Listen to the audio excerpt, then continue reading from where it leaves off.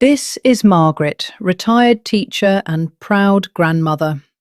She's 72, fiercely independent and still drives herself to the SA country markets in the Barossa every Sunday.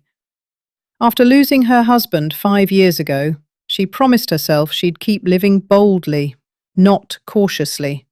And she's done just that, until one Sunday didn't go to plan.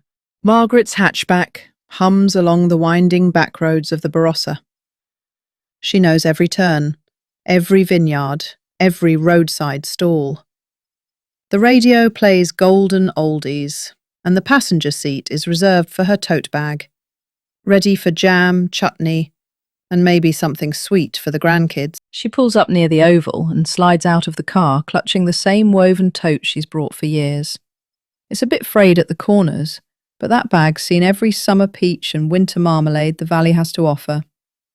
Inside are the essentials: sunglasses, purse, and tissues. She gives the tote a small pat, like an old friend, and heads toward the market stalls. Margaret makes a beeline for the fig jam stall, and there he is, Jeff. He's been running the same table for over a decade and never lets her leave without a new batch and a cheeky grin. They've shared jokes, recipe tips, and more than one debate over the perfect scone. He hands her a fresh jar with a wink. As she steps away from Jeff's stall and nears the sausage sizzle stall, something shifts. The sunlight feels too bright. The ground tilts slightly underfoot. She knows this feeling. She's had warning signs before, but this time it hits like a wave. Her grip tightens on the tote, then everything fades. Margaret crumples gently to the ground, her tote slipping from her shoulder as the grass rises to meet her. Around her, voices blur and footsteps rush closer, but she can't respond. Margaret has type 1 diabetes, and when her blood sugar spikes or plummets, time becomes critical. Giving her the wrong help could make things worse. But she's falling unconscious now, and entirely in the hands of strangers. A young man kneels beside her, panic written all over his face. Someone calls out, "She needs sugar!" and a cup of orange juice appears at her lips. It's meant with kindness, but it's dangerously wrong. Margaret's blood sugar isn't low, it's already spiking.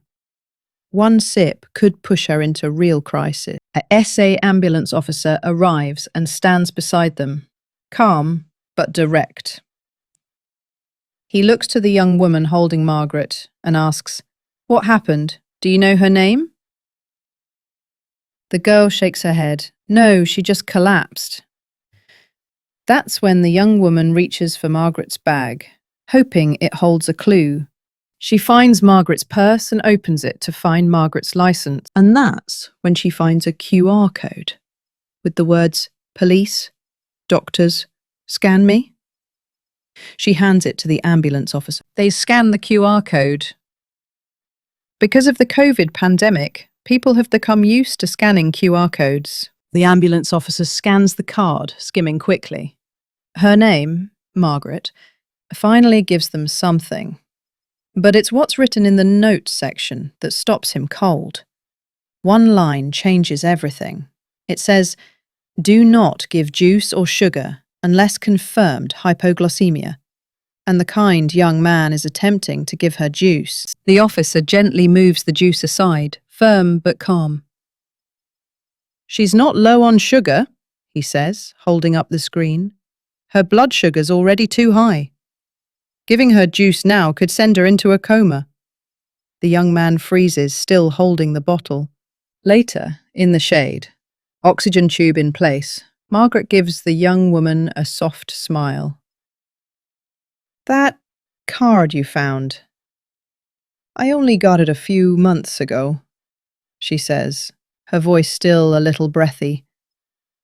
"I saw it in the Mawson Lakes Hotel Social Club newsletter. Thought it sounded like a good idea, just in case." She reaches over and squeezes the young woman's hand. I guess it was. Margaret was lucky she had the QR code, or things may have turned out differently. But will you be so lucky? An accident or a mishap can happen to anyone, anywhere. A heart attack, a stroke, or a fall, leaving you unconscious and vulnerable. The emergency travel data QR code is right there when you need it. It contains only the information you wish to share. You can change it daily if you wish. It can contain your travel plans when you are abroad or interstate, or your medical information, or your local doctor's contact details. Or it can contain all of the above. Like it says in the commercial, don't leave home without it. But the best bit of all is, it only costs $33, a once-only payment for life. Can you afford not to have one?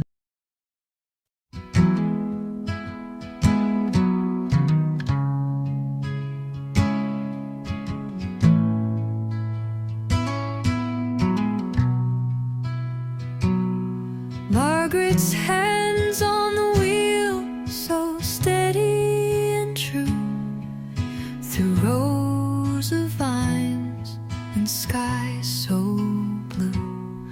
The Barossa whispers with stories untold, a senior spirit with a heart of gold. Oh, Margaret rides through the valley's embrace, life's little joys etched on her face, to the farmer's market where laughter flows, in the land where the warm wind blows. She hums a tune as the gum trees sway, soft light filters through the dawning day. The road winds gently through the peaceful scene, her journey's painted in hues serene. Oh, Margaret rides through the valley's embrace, life's little joys etched on her face, to the farmer's market where laughter flows, in the land where the warm wind blows. She stops for honey and a loaf of bread, smiles exchanged as kind words are said. The scent of lavender drifts in the air. Margaret feels she belongs right there.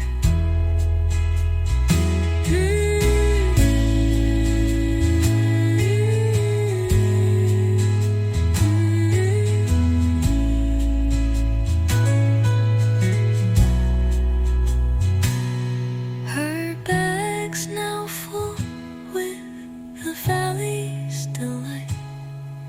She drives back home in the fading light.